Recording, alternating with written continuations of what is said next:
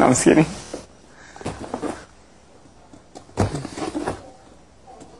This is fun.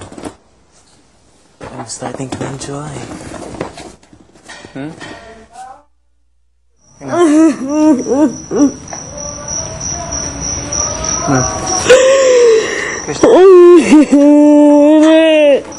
Ito yung pinamasamang araw para sa akin. Look, your worst day, when you put it on your shoulders, is your best day when it comes to the competition. Tama na. Oh my God, what did you eat?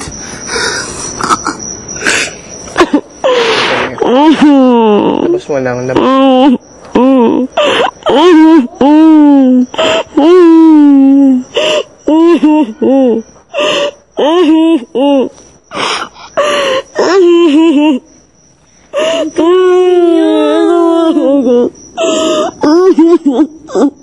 Enough na, guys. Hirap sa nahihirapan din ako, promise. Ang hirap. Ayoko na. Sit down, sit down. Hindi ako na natanggal kung ganito na hindi mararamdaman ko. Hindi ko may enjoy yung pagka-top 3 ko. Ito pa naging pinamalalang gabi ever.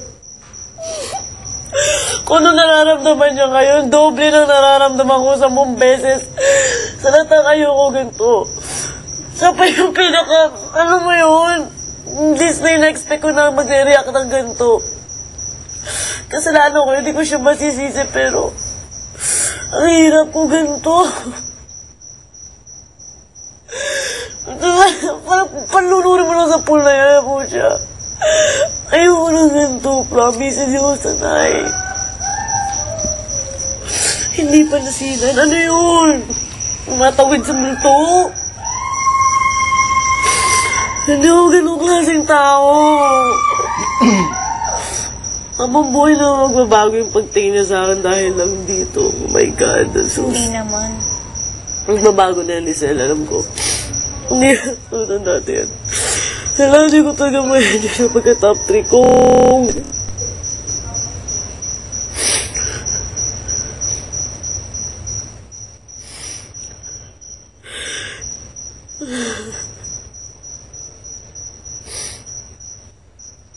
Yun lang naman ang mali ko eh. Nasabi ko yun eh. Mali yun. Alam ko. Kaya nga sabi ko sa kayo, diba? Gusto ko siya kausapin muna.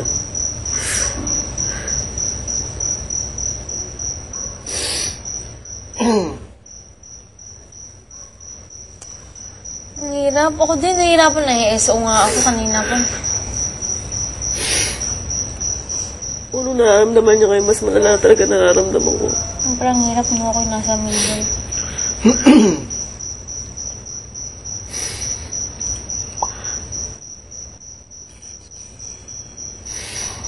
my God. Lilipas yan eh. Ngayon lang yan ganyan, Chris. Alam ko yan. Kasi talaga, di mo lang alam. Ano talaga?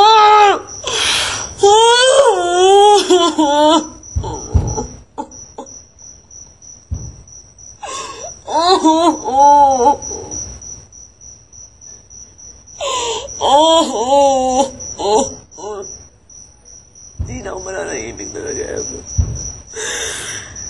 Ano yung ito? Asa mo ng pakiramdam ko talaga?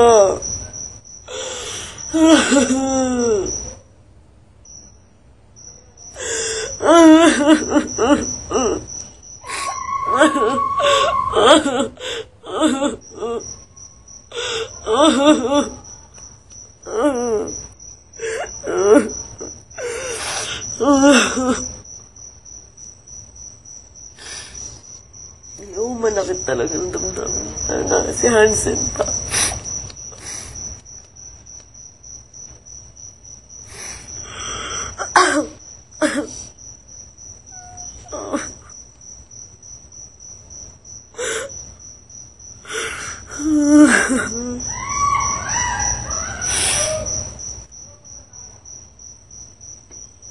Ang hirap maging masaya pag malungkot ka. Hindi ko kaya. Hindi ko mga ma-analyze yun eh. Ay. Kaiyak sa Sorry, Lizelle. Huwag ka na madamay. Hindi, okay lang. Hirap lang kasi ng ganyan. Siyempre, paano ko kayong kaibigan? Yung kakao dito na lang. Okay, grown.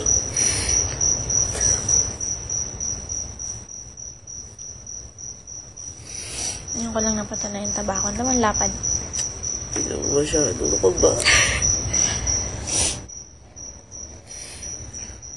You know what, you keep thinking the worst kasi remember what Doc Randy said, you'll never know until you talk about the person. Perception mo lang yan. Yun nga, problema yung mapag-usap sa akin eh. Kaya nainis na ako eh. But, you know, sometimes you really need space.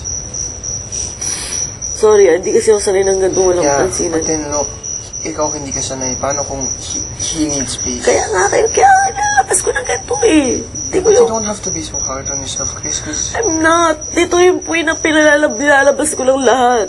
Kilala niyo ako. Ako yung taong tagang pag minaramdaman nilalabas ko.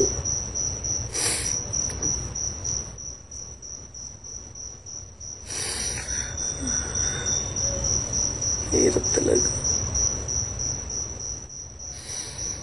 Try mo malagay sitwasyon ko. Try mo lang. Hirap.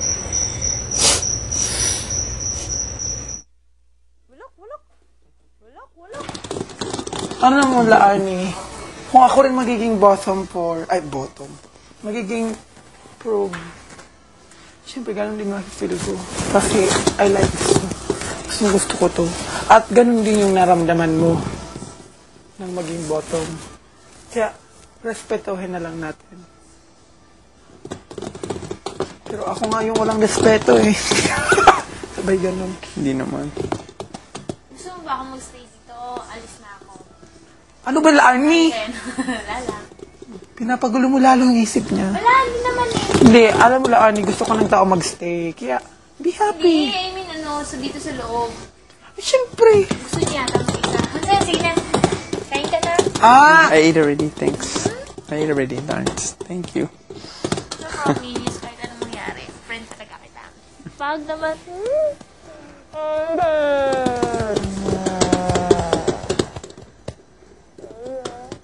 It's okay.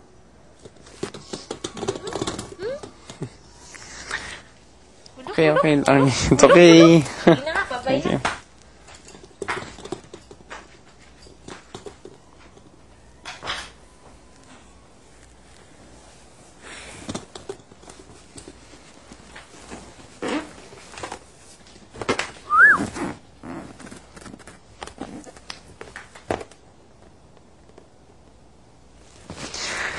I'm not gonna shed a tear. I'm not gonna cry. Alam mo, yan yung nangyari sa akin. Yan yung nangyari sa akin, Tol. Yan yung nangyari sa akin. Pinipigilan kong umiyak pero halatang halata. Yung bigat, palagi kong kinikerry. No, I'll be okay. I'll be fine. But mahirap lang to kasi siyempre, lalo pa kasama sa Larnie, di ba? Nag-assume yung tao magsasave sa akin. Parang okay.